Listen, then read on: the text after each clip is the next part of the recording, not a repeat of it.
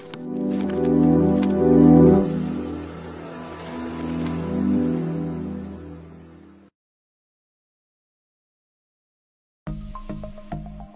anak-anak, selamat berjumpa kembali di pembelajaran Bapak. Nah, pada hari ini kita memasuki tema 7, indahnya keragaman di negeriku. Subtema 3, indahnya persatuan dan kesatuan negeriku. Pembelajaran 1. Nah, anak-anak, seperti biasa sebelum kita memulai pembelajaran ini, terlebih dahulu mari kita berdoa.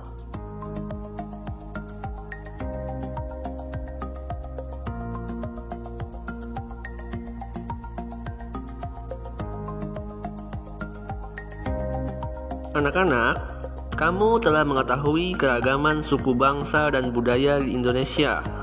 Nah, bagaimana sikapmu atas keragaman itu?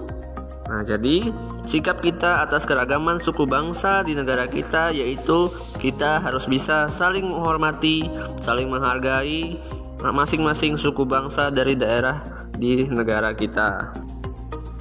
Ayo membaca. Nah, anak-anak, bacalah dalam hati teks berikut ini.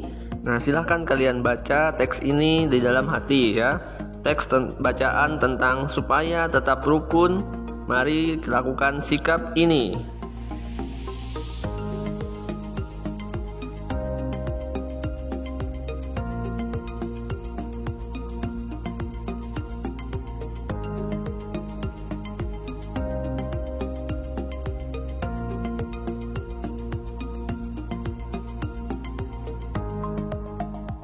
Mari menemukan pokok pikiran atau gagasan pokok dari setiap paragraf pada teks bacaan supaya tetap rukun. Mari lakukan sikap ini. Mari kita tentukan pikiran pokoknya. Nah, pokok pikiran dari paragraf pertama yaitu Negara Republik Indonesia memiliki keragaman adat, budaya, dan agama. Nah, kemudian paragraf kedua yaitu salah satu sikap yang harus dilakukan yaitu adanya toleransi dan saling menghormati dalam menjalankan ibadah. Nah, paragraf yang ketiga, sikap lain yang harus dilakukan yaitu menghargai kebudayaan dari berbagai daerah di Indonesia. Yang terakhir yaitu paragraf keempat, untuk mempertahankan persatuan dan kesatuan Negara Kesatuan Republik Indonesia, kita harus saling menghargai, menghormati, dan menyayangi orang lain meskipun berbeda agama, suku, dan budaya. Keragaman suku bangsa dan budaya di Indonesia menjadi magnet bagi para wisatawan. Nah, pernahkah kamu mendengar atau membaca kalimat seperti itu? Nah, apa maksudnya? Nah, maksud dari kalimat tersebut adalah bahwa keragaman suku, bangsa, dan budaya di Indonesia menjadi daya tarik bagi wisatawan. Nah, mungkin kamu bertanya-tanya, apa hubungannya magnet dengan daya tarik? Coba kalian perhatikan video berikut ini. Nah, ini adalah contoh magnet. Nah, magnet ada kutub utara dan kutub selatan. Nah, bagian magnet yang memiliki gaya tarik paling besar adalah bagian kutub-kutubnya, yaitu pada kutub utara dan kutub selatan di ujung-ujungnya. Ya, yang S itu selatan, N itu northnya atau utara. Nah, jika dia dipisahkan seperti ini, maka tetap saja posisinya tetap menjadi kutub utara dan kutub selatan. Begitu juga seterusnya. Nah, seperti ini juga, jika dia diputuskan tetap dia menjadi dua kutub yaitu utara dan selatan, tidak akan berubah. Nah, baik. Sudah jelas ya anak-anak? Setiap magnet memiliki dua kutub yaitu kutub utara dan kutub selatan. Ini kita memiliki 3 buah logam. Yang pertama tembaga, yang kedua aluminium, lalu yang ketiga adalah besi. Nah, kita akan menguji daya tarik magnet. Nah, saja logam yang dapat ditarik oleh magnet. Nah, yang pertama tembaga. Oh, ternyata logam tembaga tidak memiliki daya tarik terhadap magnet. Nah, dia tidak ada unsur tarik-menarik dengan magnet. Lalu aluminium, sama, aluminium juga tidak memiliki daya untuk ditarik oleh magnet.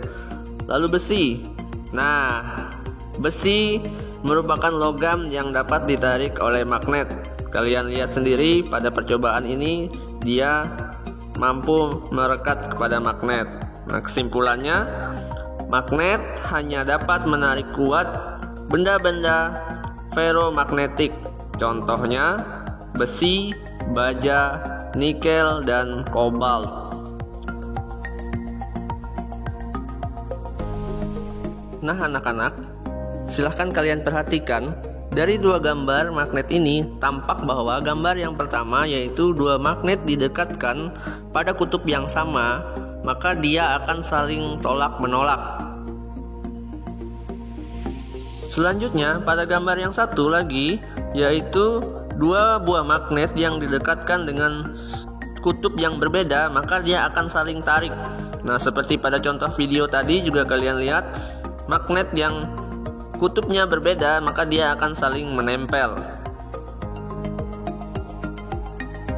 Nah, sebuah magnet mempunyai dua ujung berlawanan. Nah, ujung magnet biasa disebut kutub.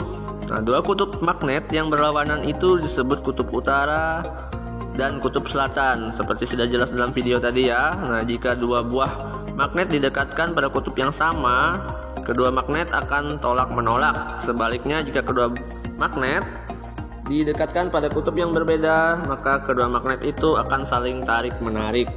Nah, interaksi dua buah magnet, misalnya dengan didekatkan, akan menimbulkan gaya. Gaya itu disebut gaya magnet. Nah, jadi gaya magnet adalah gaya yang dihasilkan ketika kedua buah magnet atau lebih saling berinteraksi. Gaya magnet dapat dimanfaatkan misalnya dalam pembuatan kompas. Nah, kompas adalah petunjuk arah utara dan selatan.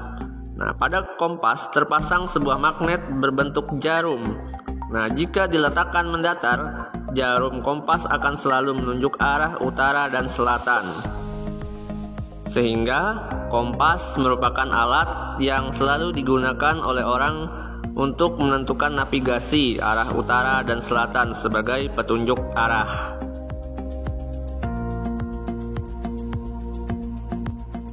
Gaya gravitasi. Nah, uang logam yang dilempar kuat-kuat ke atas akan kembali ke bumi. Nah, bayangkan jika uang itu tidak kembali ke bumi dan terus terbang jauh ke angkasa. Kamu akan kehilangan uang logam itu. Mengapa uang logam itu jatuh kembali ke bumi? Uang logam dan benda apapun yang kamu lemparkan ke atas akan kembali lagi ke bumi karena adanya gaya gravitasi. Nah, gaya gravitasi adalah gaya yang disebabkan oleh gaya tarik yang dihasilkan oleh bumi. Nah, gaya gravitasi ini akan menyebabkan semua benda yang berada di permukaan bumi selalu tertarik menuju bumi. Nah, jika tidak ada gaya gravitasi, semua benda yang kamu lemparkan ke atas dapat dengan mudah hilang karena melayang di angkasa. Nah, bahkan diri kamu sendiri dapat terbang dan sulit untuk kembali ke rumah. Oleh karena itu, gaya gravitasi sangat bermanfaat karena dapat menahan benda-benda agar tetap berada di bumi. Nah, contoh peristiwa sehari-hari yang menunjukkan gaya gravitasi adalah jatuhnya buah yang sudah matang dari dahan pohon ke tanah. Buah jatuh ke tanah karena adanya gaya gravitasi.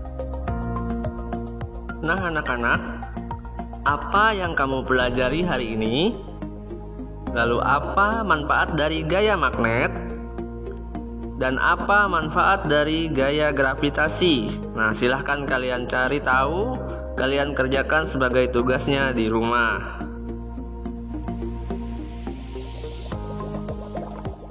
Nah, anak-anak, demikian tadi pembelajaran kita pada hari ini.